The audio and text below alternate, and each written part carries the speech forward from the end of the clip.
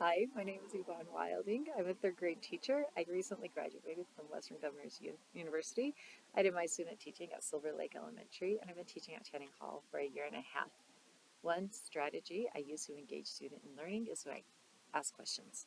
The more interaction we have, the more learning that is happening. And I have students within the classroom. I have them work on the rug for discussions and instruction, and then I move them to the desk for work time. I like the students to show their answers on personal whiteboards so they can get immediate feedback for their answers. And then I can steer the direction of the lesson for their needs.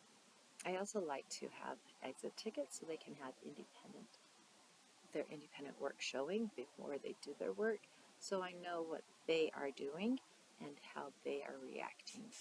I'm willing to be creative in the ways that I teach them. When there was confusion of perimeter, I said you need to put a pretty ribbon around the object. Even if it's a fence line, you need to put a pretty ribbon around it. And they were able to laugh and to play, and we were able to figure out what the perimeter is. I use assessments in my student learning for outcomes all the time. When we were doing RISE testing, I didn't like how the cluster was going.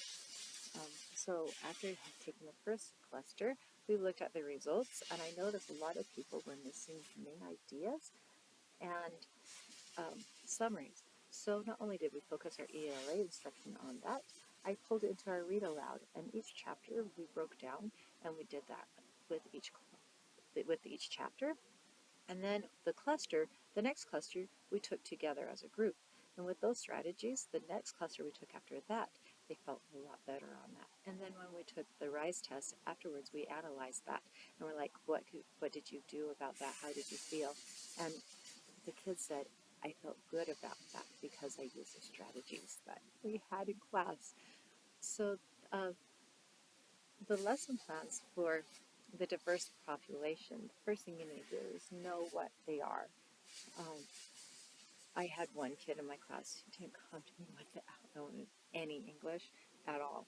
And the first thing I did is I put it on my phone. I put Translate on the phone, and I had a lot of the kids. I had all the kids put Google Translate on their computer, and we broke down barriers. And then we did some flexible lessons, and we could do clear goals of what we could do. For my struggling readers, I created a small group, and we did some targeted instruction, and I involved parents through emails of what they could do at home also. My focus is always just to meet the goals, meet the students where they are, and then plan just intentional goals, and I helped each one of them grow.